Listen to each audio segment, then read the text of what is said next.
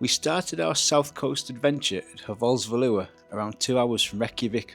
Although only 178 metres high, Stori Dimon sits above the glacial floodplain of the Makjaflót River and offers beautiful far-reaching views from the glaciers to the coast.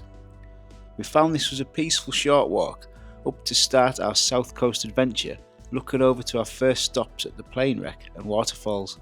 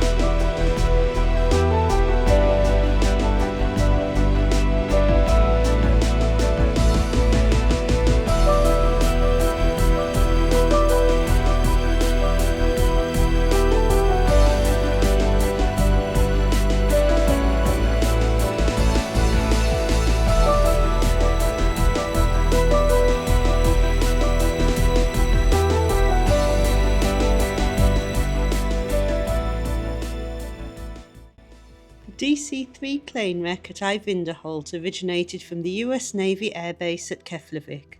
On a routine flight in 1969, it crashed during landing at Southanners and was abandoned in a field near the runway. Several years later, it was moved to its current location here and now sits overlooking the Makjaflót River. Located right next to the paid car park, it's better preserved and far more accessible than the other wreck at Sólheimajökull.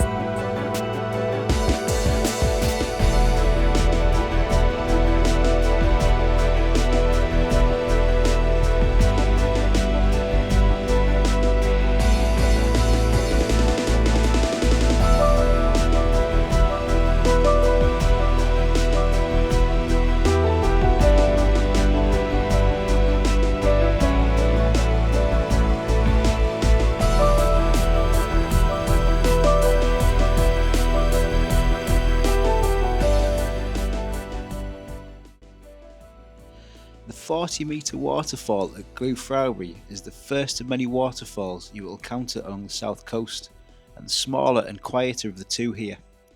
Its name means canyon dweller, and you can see why as you enter through a narrow chasm in the rock with single file access. This means there's often a queue to get in, and if you wear high waterproof boots you can easily wade through the shallow water to see the waterfall in all of its full glory.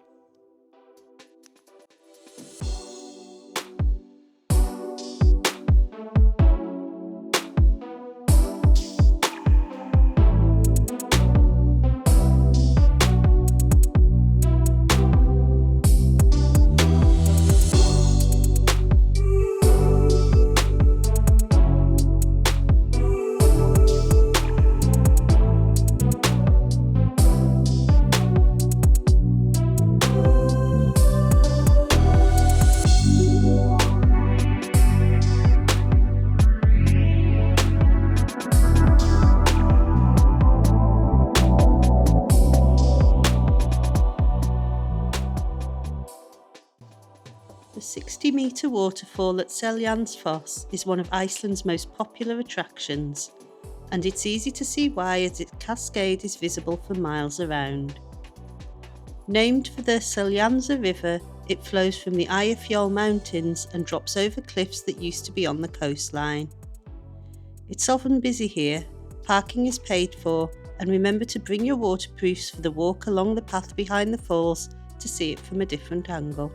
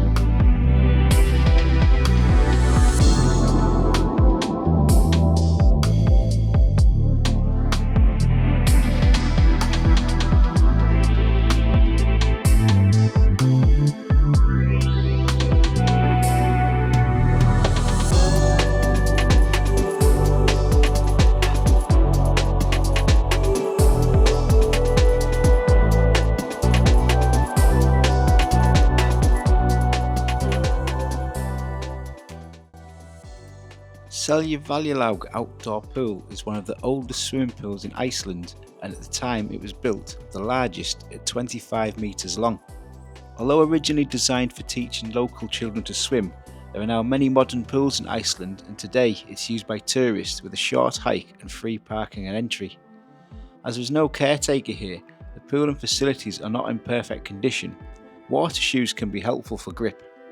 While there are modern pools at Selfoss, Fellsfjara and Vik, this is a great opportunity for a warm outdoor dip in this beautiful valley to break up your trip.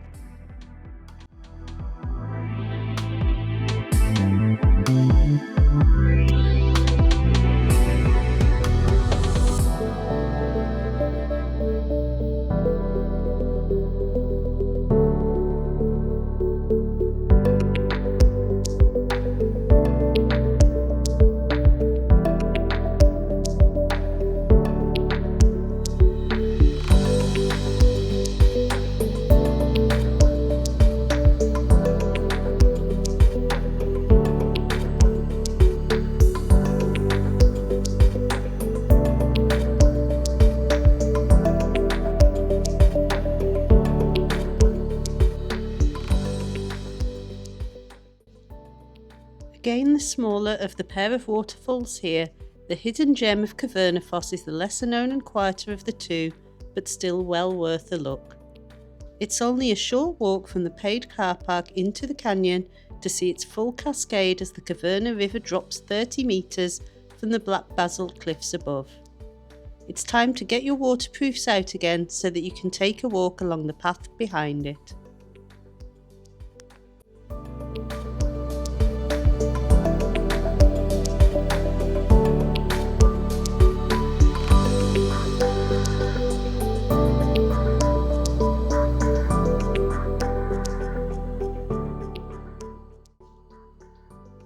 The fourth of our south coast waterfalls, Skogafoss, is one of Iceland's largest and most impressive waterfalls, with its 60 metre high and 25 metre wide cascade forming an impressive landmark visible from Route 1.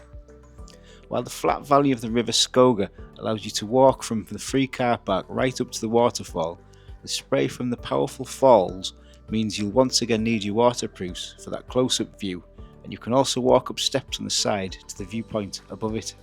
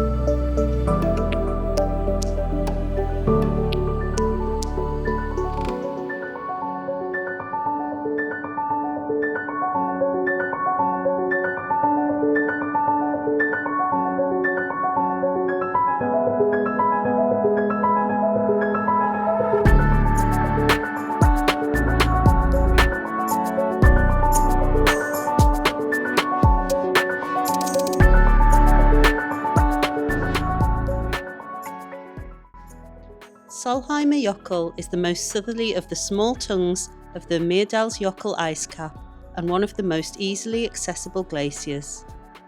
Glaciers are formed as ice building up on the caps pushes down through crevasses in the rock and are usually maintained by new ice forming above. Sadly, it's melting a rate of around 60 metres per year due to warmer temperatures as part of climate change, and has receded from the current car park within the last 100 years, creating the large lagoon at its foot over just the last 10 years. It's popular to book a glacier hike here to view it up close.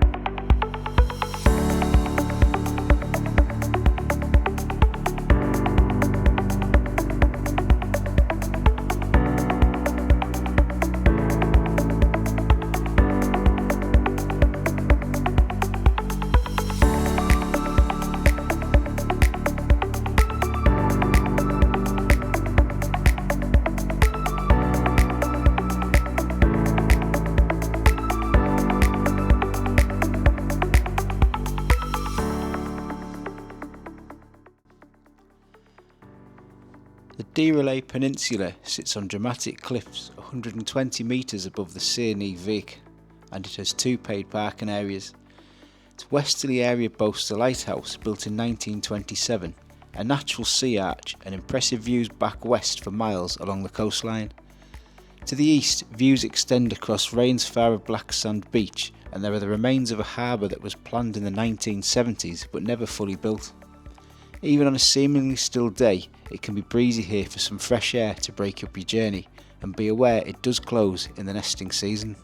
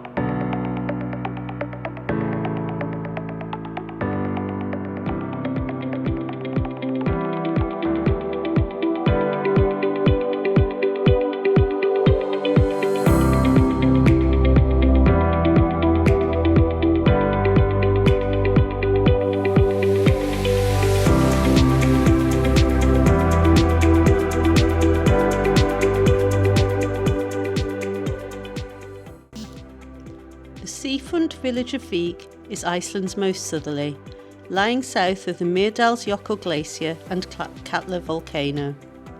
The dramatic beachfront here is made of volcanic black basalt sand like most of the south coast.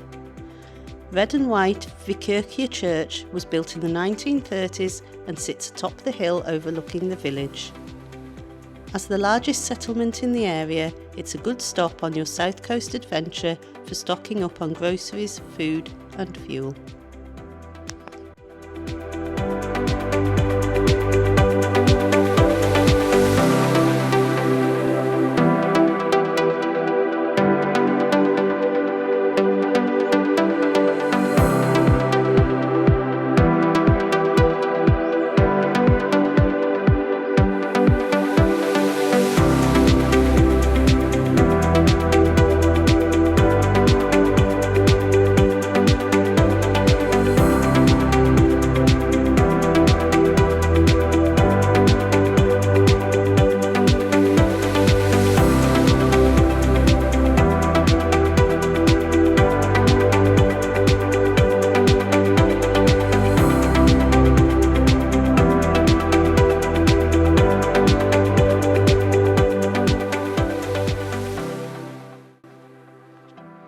Fjaðrárgljúfur canyon was created by a glacial river eroding the rock over thousands of years, cutting a narrow winding canyon 100 metres deep. You can hike the mile up the hill from the paid parking to the viewpoint, stepping out above the canyon across from the hidden waterfall of Múlagljúfur. If you're short on time or less mobile, you can drive a short distance up the F206 to near to the viewpoint.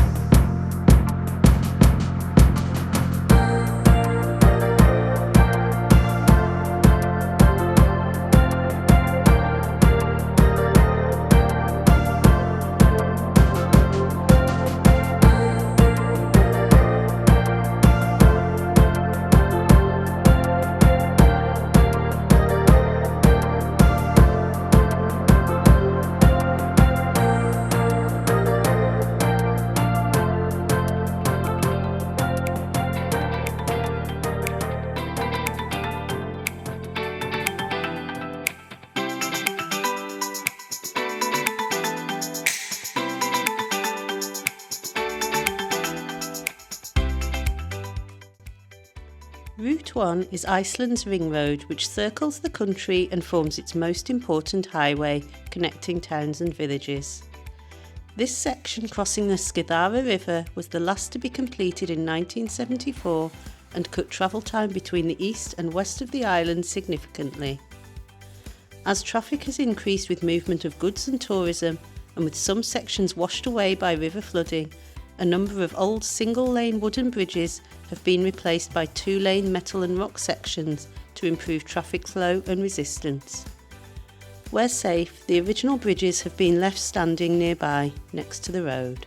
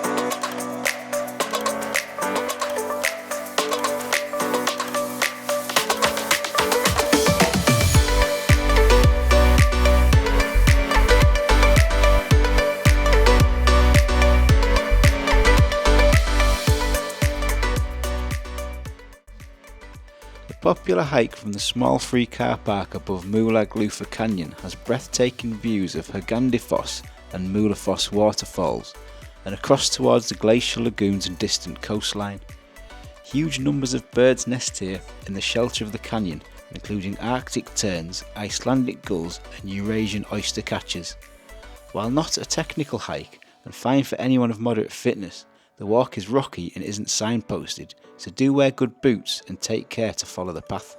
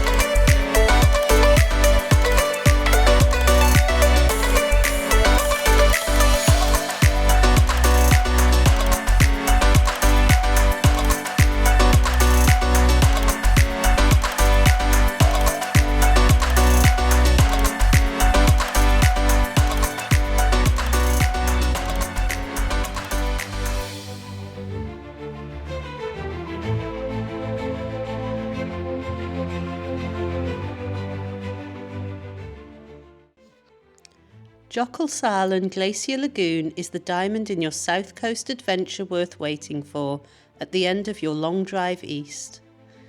This lagoon started forming in the 1960s as Jökull glacier tongue started receding from the coast as temperatures warmed. The deep gorge it had cut away is now Iceland's deepest lake at over 280 metres deep and grows by 300 metres long per year. Icebergs carve from the glacier tip into the lagoon and are broken up, then washed out by the tide onto Fellsfjara beach.